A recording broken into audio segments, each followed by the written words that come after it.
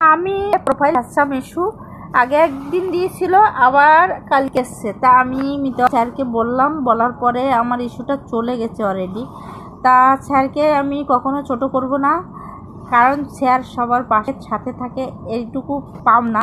আর sir সত্যি সবাইকে, sir সবাইকে হেল্প করে বলতে, সবাই এত বড় প্ল্যাটফর্মে কাজ করতে পারতাম না। স্যারকে ধন্যবাদ, ফেজিমকেও ধন্যবাদ যে আমার মতো লোকের পাশে থাকছে। আর সত্যি বলতে আমার একটা স্বপ্ন, আশা, ভরসা। আর আমি জানি এই 2 বছর ধরে আমি অনেক কষ্ট করেছি, অনেক কষ্ট করছি। আমার স্বপ্নটুকু আমি হয়তো পূরণ করতে পারিনি, কিন্তু কোনো দিন হয়তো পারবো।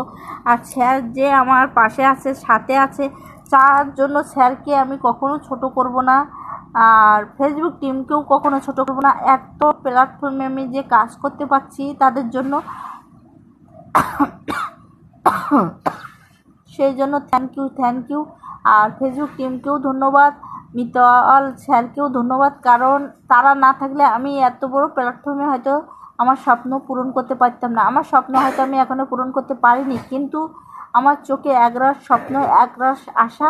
আর আমি জানি না আমি কখনো পারবো, কিন্তু সত্যি বলতে এত বড় প্ল্যাটফর্মে আমি কাজ করতে পারতাম না। তাদের ভরসায় কিন্তু আমি কাজ করি। আর তারা না থাকলে সত্যি বলতে আমি কখনো এইখানে কাজ করতে পারতাম না।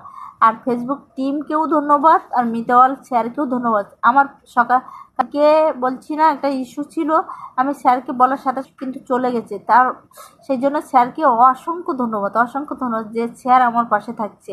আর আমি যে স্বপ্নটা পূরণ করতে এখনো পারিনি, আশা করি ফেসবুক টিম আর মিতাওয়াল স্যার আমার পাশে থাকবে, আর বাকি পথটুকু আমি হাঁটতে পারবো সুন্দরভাবে।